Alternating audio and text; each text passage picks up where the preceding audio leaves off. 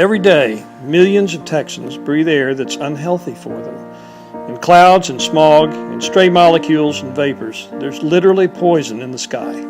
It's enough to make you sick.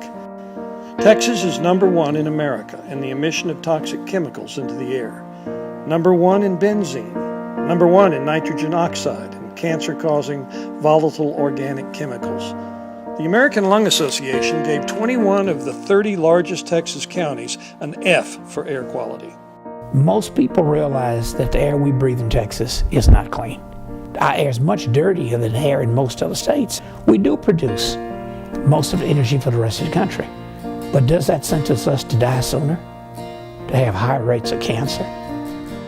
The Environmental Protection Agency, after years of warnings, says it will no longer approve the so-called flexible permitting rules Texas has used to regulate air quality. The EPA says that the lenient Texas rules violate the Clean Air Act. 49 other states follow those public health rules. Texas alone does not.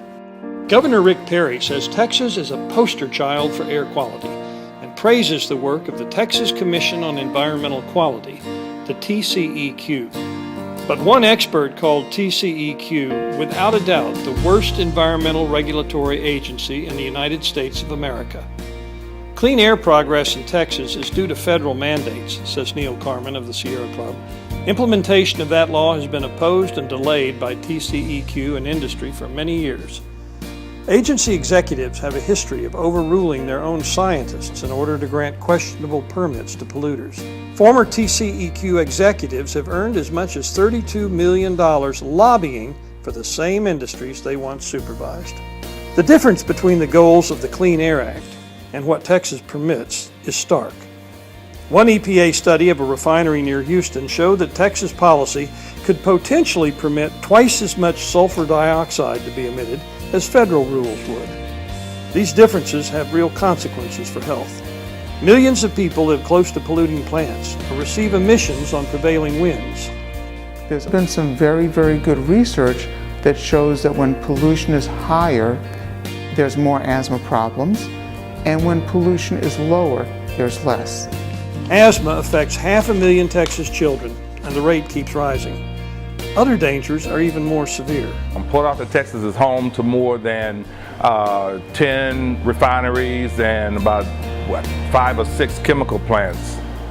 Oftentimes we smell the odor of sulfur and various chemicals that impact our breathing. A lot of our residents in the area have respiratory problems. Some of them have liver and kidney disease. Benzene is one of numerous toxic chemicals routinely released into the air above Texas cities.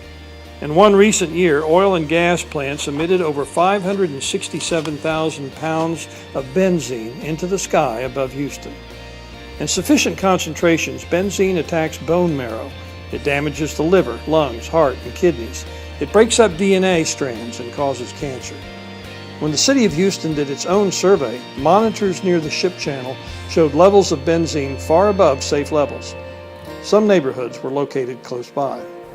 What you breathe in goes deep into your lungs, and what goes deep into your lungs then goes into your bloodstream, so it affects your whole body. TCEQ has turned a deaf ear to the cries of the people in this community.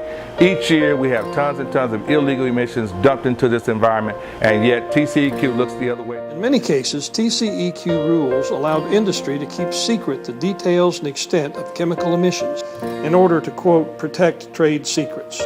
So in other words, it's okay for an industry to know what it's putting in the air that'll kill you from the air that we breathe, but it's not all right for you to know before you die. And I think that's the predicament that we have in front of us in Texas.